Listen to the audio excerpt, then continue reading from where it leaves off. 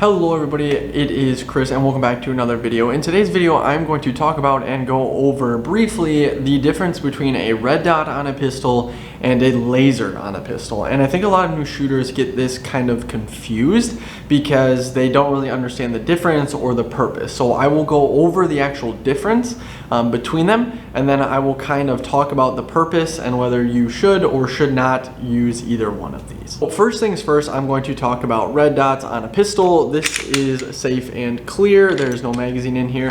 And red dots have become really popular in the past 3 to 5 years. And the purpose of a red dot is to essentially simplify the aiming process. So if you look, there is a piece of glass in the front, there's a little laser in the back, and it projects that laser onto the glass. And once you have it zeroed, essentially you just cover the target with that little dot on the glass and you should hit the bullseye as long as your fundamentals and everything else is good. But I think a lot of people don't quite understand the purpose of this, exactly how it works, or why you would even want that. All pistols come with iron sights usually, and having to line them up, whether just practicing and understand that in general or some people's eyesight, it's very difficult to do. So that red dot simplifies the entirety of that process and also allows you to be a little bit more precise, especially if you have a smaller dot. And it can just really help out a new shooter. Now, that doesn't just mean that by putting a red dot on, you are going to be a much better shooter. It definitely enhances somebody's ability. It does not make up for somebody's lack of ability, let's say. So some common misconceptions is you can't see the laser in the front. I don't know if you can kind of see that. There's nothing projecting out into the world. It's just getting projected onto that piece of glass.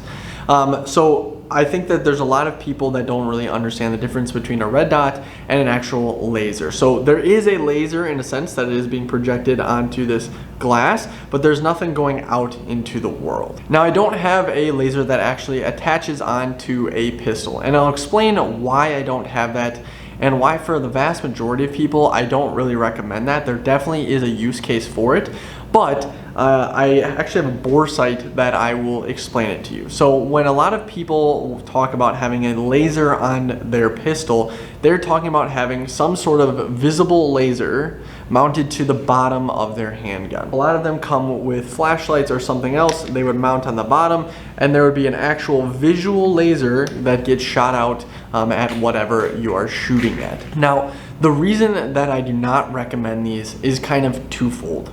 First of all, you are relying solely on that laser to aim. A lot of people use that as a huge crutch, and the issue behind that is if you're not using actual sights, there is a big chance, especially if you're not buying a high quality laser, that it could get knocked, bumped, and will lose zero. So you might not even be shooting at what you think you're shooting at. The other thing is the whole conversation about zeros with a laser.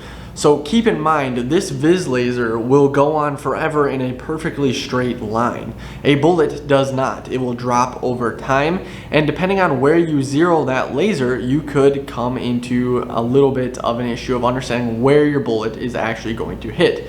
So, for example, I will get the whiteboard of knowledge out and we'll talk about it, so stay tuned. Alright, so I've got my whiteboard of truth and I will use it to kind of describe the different types of zeros that people use for lasers, and I'll talk about why both of them can kind of cause issues if people do not understand the actual purpose or how it works. So there's two types of zeros. There is converging zero and there is a parallel zero, and I will draw that out here in a second. So imagine this is your pistol and you have your little laser on the bottom,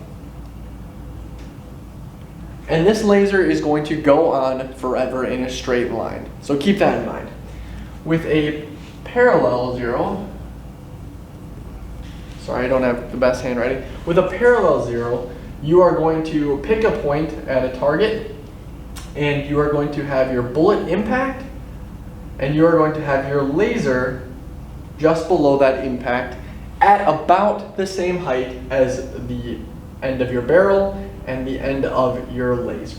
Alright, so the idea is the bullet will travel and your laser will travel parallel to that at some distance. Alright, The issue with this is eventually that bullet is going to start to drop.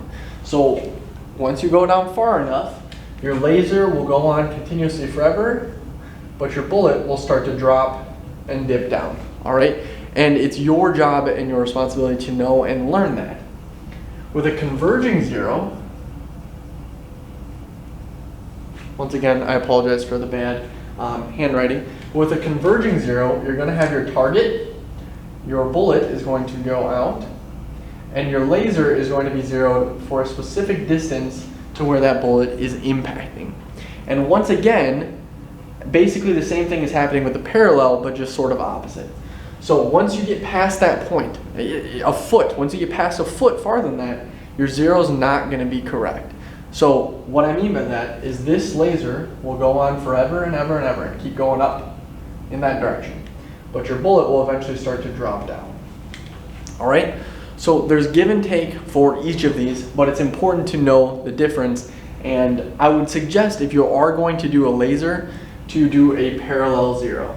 All right, it just makes it a little bit easier. You don't really have to remember your holds as much, because with a converging zero, as you start to go out farther, you have to remember this difference. So you might be zeroed at 20 feet, but at 30 feet, you're gonna have to actually aim above where you wanna hit in order to hit it. So just keep that in mind. So you might be saying, Chris, do I get a red dot or do I get a laser? Now, I'm going to be 100% honest. There is a time and a place for each of these options. But I would say for the vast majority of people, a red dot is a better option. And the reason for that is you are not relying so heavily on your zero or your laser, and you don't have to think about where exactly I'm holding that dot. Now, if you want to get very, very nitty gritty into the details, sure, if you go out super far with a handgun, you're going to need to understand holds, but for the vast majority of shooting, especially indoor shooting, which we offer here at Genesis, you don't really have to worry about it. I hope this quick little video helped. If you have any other questions, feel free to leave them down below in the comments. You can either call us or stop by in store at genesimpactsports.com. I hope you all have a wonderful day. Remember to like and subscribe, leave a comment down below, and I'll see you in the next video. Bye-bye.